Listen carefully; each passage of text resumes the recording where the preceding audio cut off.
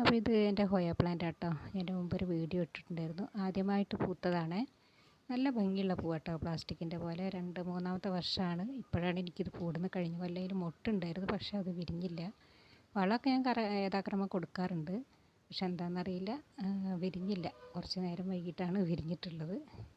എല്ലായിടത്തും ഇങ്ങനെയാണോ എന്ന് എനിക്കറിയില്ല കേട്ടോ. പിന്നെ ഈ ഹോയനെ പറ്റിയിട്ട് പറയുകയെന്നുണ്ടെങ്കിൽ ഇത് ഒരു ഓർക്കിഡ് പോലെ, എന്താ പറയുക, ഒരു പ്ലാസ്റ്റിക്കിൻ്റെ പൂ പോലെയാണ് കേട്ടോ ഇത് ഇരിക്കൽ.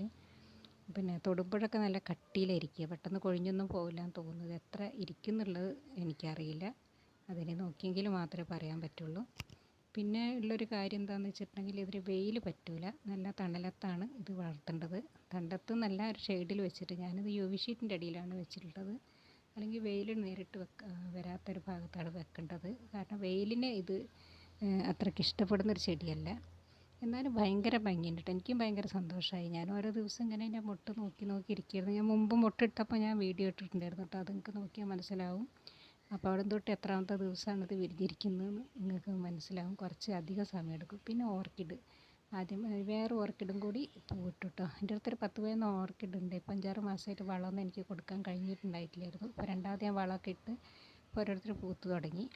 ഇതെനിക്ക് ഈ 4ാമത്തെ വെറൈറ്റിയാണ് കേട്ടോ ഇപ്പോൾ ഇത് പൂക്കാൻ തുടങ്ങിയിട്ടുള്ളത്.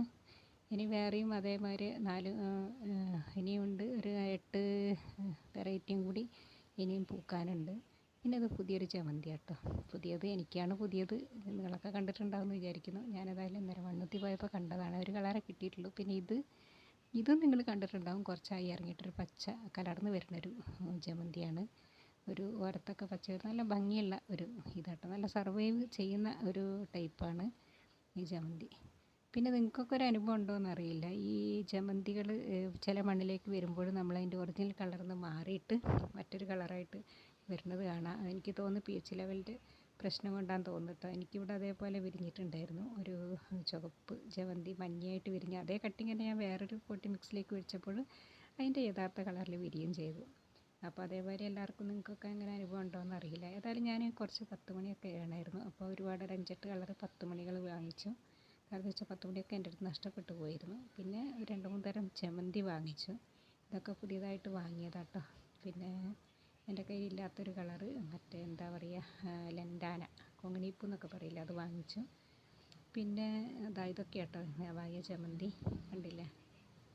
പിന്നെ 10 മണി ഒരു പൂവൊന്നുമില്ല. അപ്പോൾ ഞാൻ അന്നേരം വാങ്ങുമ്പോൾ പൂവുണ്ടായിരുന്നു. പൂ നോക്കിയിട്ട് തന്നെയാണ് എടുത്തത്. ചുവപ്പും റോസും വെള്ളയും ഒക്കെ ഉണ്ട്. പിന്നെ പുതിയ തരം ഒരു കടലച്ചെടി എന്ന് പറയും, അതിൻ്റെ ഒരു ഓറഞ്ച് മേടിച്ചു കേട്ടോ, ചെറിയൊരു